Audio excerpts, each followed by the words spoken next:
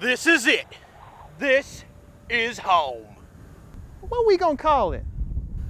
The telephone hallway. The what? The telephone hallway. What? It's just a telephone?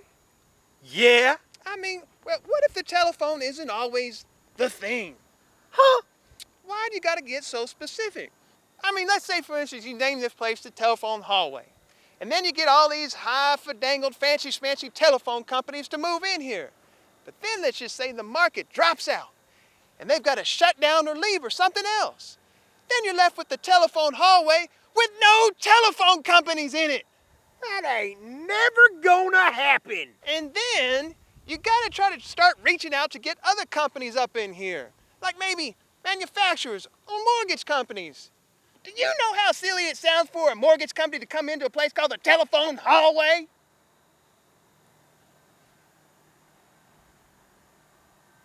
Just stop it, all right? All I'm saying is, if you're gonna call the place the telephone hallway, then you gotta get other companies in here too. The telephone hallway. Or corridor. We'll work on it.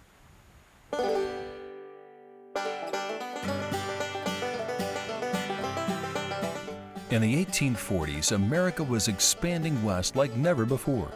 Texas became the 28th state in the Union, and a group of settlers from the Peters Colony moved into a little area north of Dallas.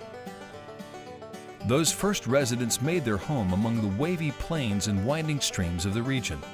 In 1873, the Houston and Texas Railway was built, and with the establishment of a post office, Richardson was founded. Named for railroad contractor E.H. Richardson, who built the rail line from Dallas to Denison in the 1870s, the town led a quiet existence with a small rural population well into the 20th century.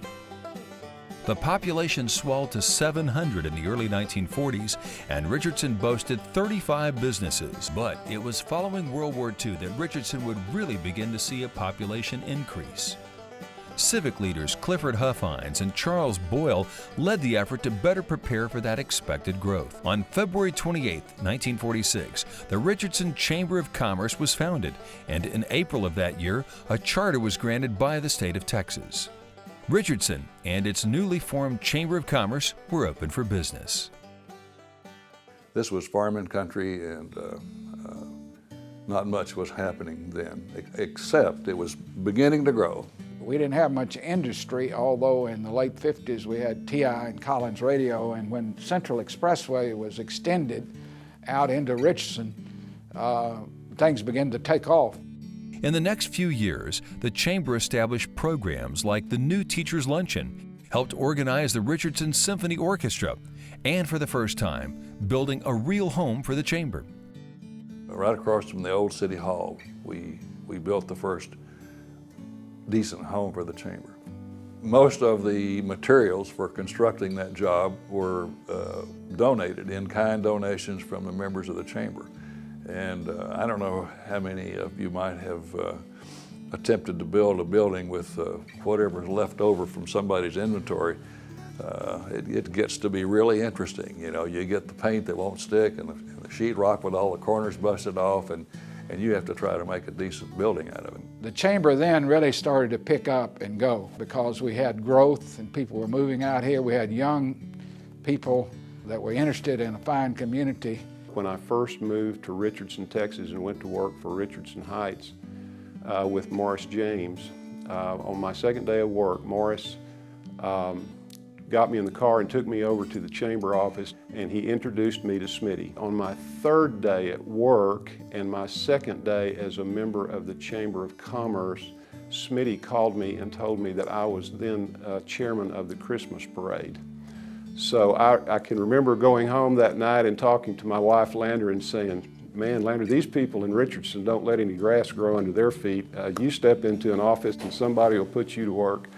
Well, there was a great deal of growth, residential, commercial, and industrial, all happening at the same time. Our goal at the Chamber was to be the catalyst that brought everybody together for the good of the community and for economic development purposes. Richardson had a little hospital on Spring Valley. Some people in the community wanted to build a nice facility because the facility was old and not really accommodating to what a new hospital.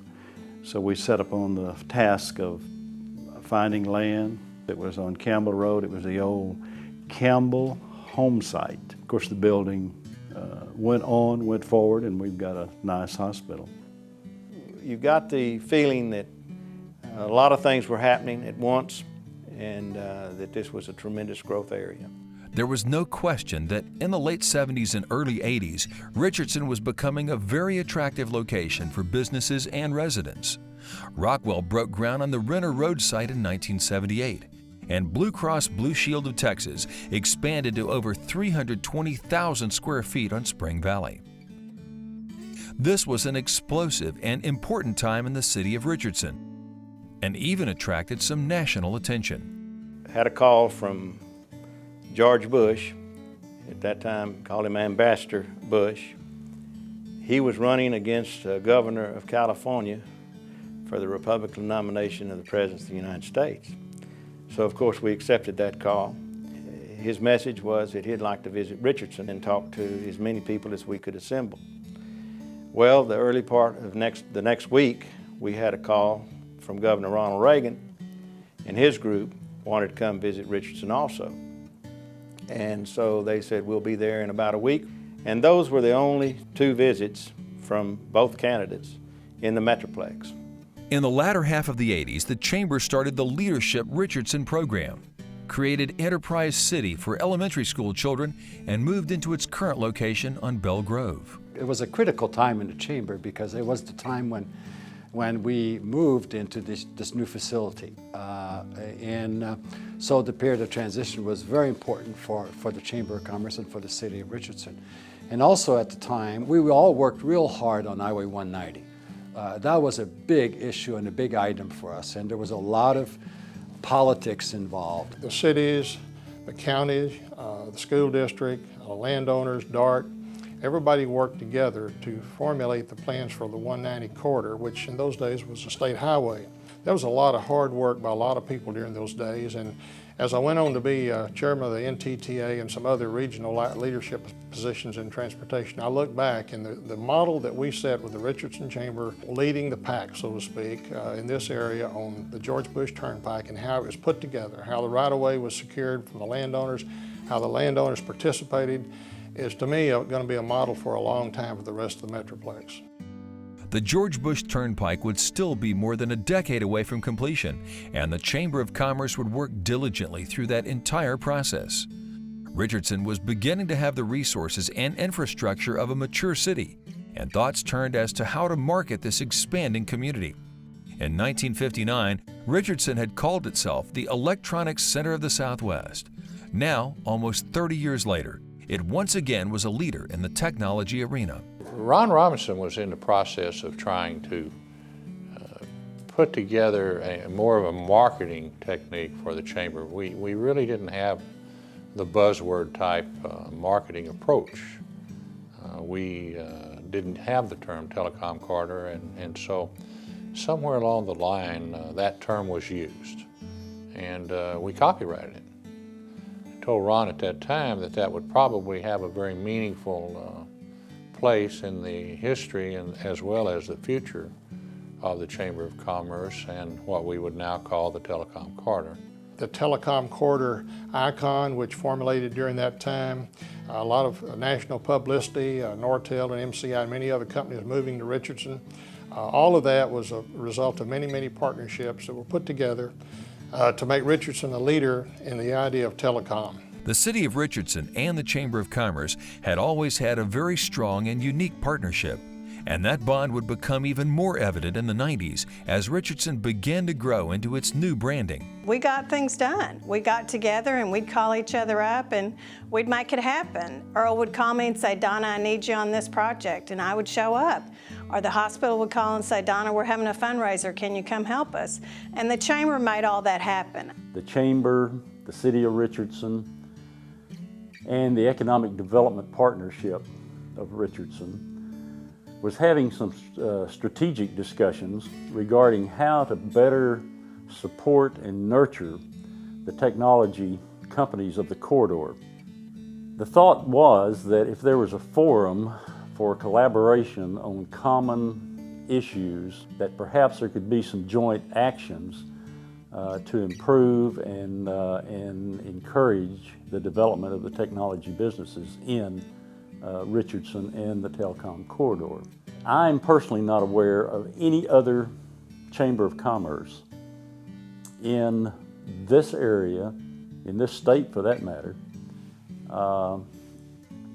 and probably nationally, that has created and developed and sustained and supported over time a technology support infrastructure, if you will, quite like this one. This same story plays over and over again with projects such as Metroplex Technology Business Council, the RISD Tomorrow Education Foundation, the Wildflower Festival, and innovative programs like Leadership Richardson that ensure we have a constant flow of new leaders to address these opportunities. Now that the Richardson Chamber had a forum to support existing tech companies, they looked for a way to help create new tech companies in the area. In a revolutionary move, the Richardson Chamber of Commerce started a new venture called STARtech. STARtech's an incubator to help new companies get going into the environment and hopefully grow very well.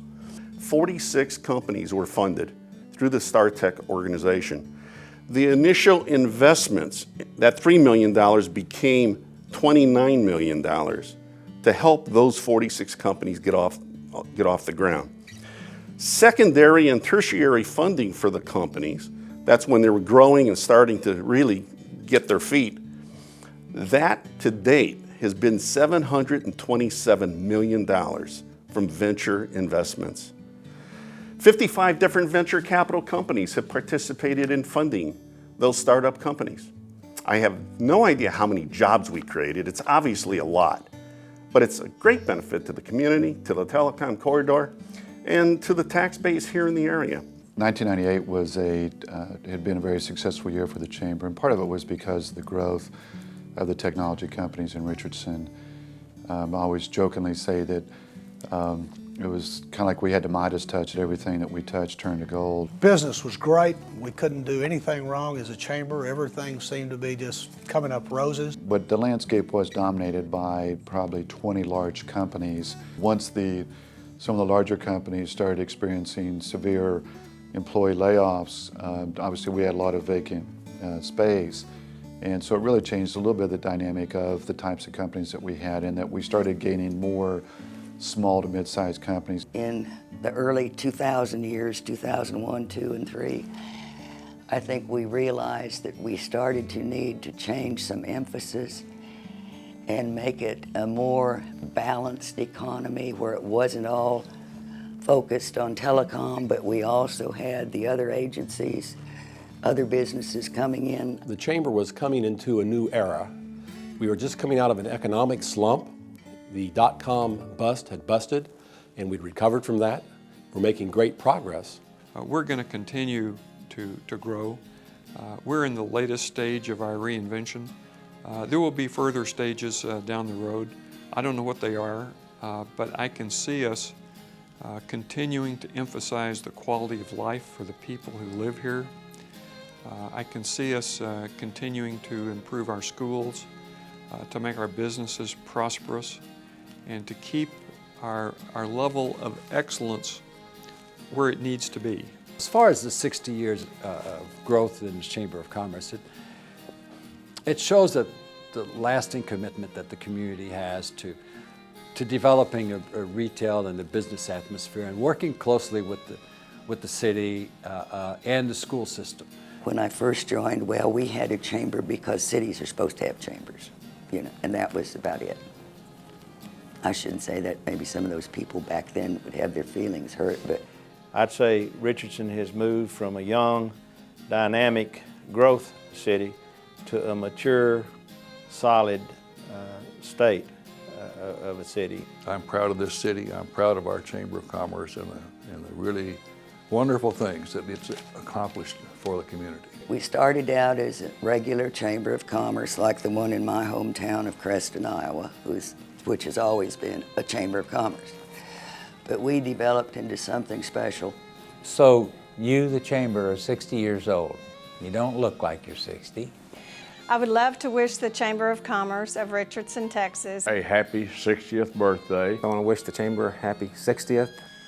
Well, I wish the Chamber a very, very prosperous and good 60th anniversary. Happy birthday!